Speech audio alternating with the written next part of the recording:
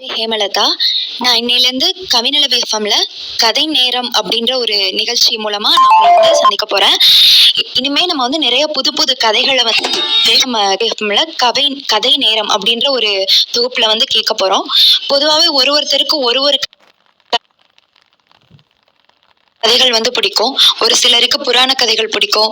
ஒரு சிலருக்கு காதல் கதைகள், தமிழ் இலக்கியங்கள பத்தின கதைகள் பிடிக்கும். அதே மாரி ஒரு சில பேருக்கு ரொம்ப த்ரில்லரான பேய் கதைகள் கேட்கறதுனா ரொம்ப பிடிக்கும். அதுக்கப்புறம் இன்னும் சில பேருக்கு பார்த்தீங்கன்னா, கிரைம் நாவல்ஸ் அப்புறம் கதை கேட்கறதே நெறைய பேருக்கு ரொம்ப பிடிக்கும். எந்த கதையா இருந்தாலும் நான் கேட்பேன் அப்படின்ற மாரி கேட்பாங்க. ஸோ அவங்களுக்காண்டி நம்ம கவினலவி எஃப்எம்ல கதை நேரம் அப்படின்ற ஒரு நிகழ்ச்சிய வந்துட்டு தொகுத்து வழங்க போறேன். இந்த ஒரு நல்லதொரு வாய்ப்பு அமைச்சு கொடுத்த இந்த நிறுவனருக்கு ரொம்ப ரொம்ப நன்றி. ஏன்னா அந்த கதை நேரம் நிகழ்ச்சி வந்துட்டு கண்டிப்பா நிறையா பயனாளர்களை போய் சேரும் அப்படின்னு வந்து நான் நினைக்கிறேன். ஸோ இந்த கதை நேரம் நிகழ்ச்சி மூலமா உங்க எல்லாரையும் வந்துட்டு உங்க எல்லார் கூடயும் நான் என்னோட கருத்துக்களை பகிர்ந்துக்கிறதுல ரொம்ப மகிழ்ச்சி அடைகிறேன். நீங்களும் நான் சொல்ற கதையோட கருத்துக்களை புரிஞ்சுட்டு நம்ம கவினலவி எஃப்எம் வாட்ஸ்அப் குரூப்ல அதற்கான உங்களோட கருத்துக்களை வந்து நீங்க பகிருங்க. உங்களுக்கு அடுத்த நாள் எந்த மாதிரி கதைகள் வேணும், நீங்க இதை இப்படி கொஞ்சம் சுவாரஸ்யமா சொல்லியிருக்கலாமே, இல்ல இது இப்படி மாத்திருக்கலாமே, அந்த மாதிரி உங்களுக்கு என்ன கருத்து இருந்தாலும் அதுல வந்து நீங்க பதிவிடுங்க.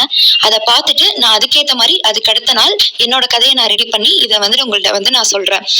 இந்த கதை மூலமா நம்ம கருத்துக்களை மட்டும்தான் தெரிஞ்சுக்க போறோமா, இல்ல நிறைய புராணங்கள், தகவல்கள், நம்ம தமிழகத்தை பத்தி, தமிழ் இலக்கியங்களை பத்தி நிறைய தகவல்களை வந்து நம்ம தெரிஞ்சுக்க போறோம்.